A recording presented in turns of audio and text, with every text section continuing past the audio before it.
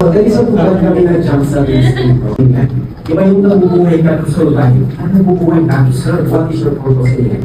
Then, fast forward, we are already here. Sabi nga nila, kapag nahatid ko daw ang anak mo sa school while you are early, napakaswerte mo na. That's why I am with We are opening our doors for those who want to build a real estate career path. This is day 1 of our fast track training. Kung bago ka pa lang sa real estate at wala ka pang alam, ito ay makakatulong sa iyo para maging equipped sa iyong real estate business. By the way, I'm Chris Reblando, the General Manager of Next Home Realty, and these are our attendees for today's event.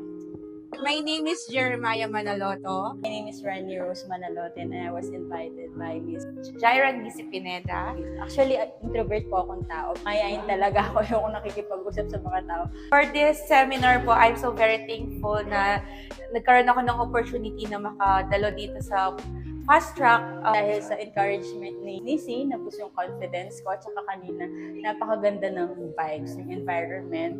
Marami po akong natutunan. Very informative. Mga speakers po natin for this morning po. Si Miss Ella, master niya yung project selling. Sila Miss Nisi, master nila yung about sa rentals. Very beginner-friendly. Natakal po talaga nila kung what is real estate is all about. And So napakahalaga pala na hindi ka lang, ano ba tawag doon, yung jack of all trades. Maganda pa rin na meron kang isang master na skills. to guide us. Yung nakikita ko is yung variety ng work. Parang there are no same day. Every day is new. Every morning is new.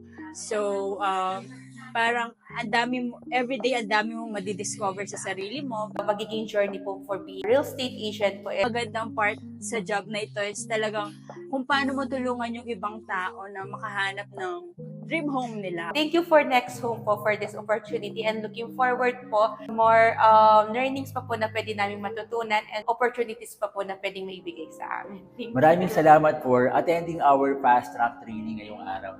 We are so grateful for your time today. Hopefully marami kayong natutunan, maraming mga learnings sa mga agents.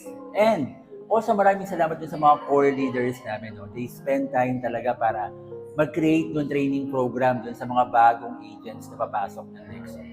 And if you want also to join the real estate industry, no, you are welcome to Next Home.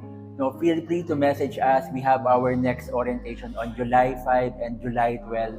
Yan. So, yeah, message me, message the leaders of Next Home and know the opportunity na meron dito sa real estate industry.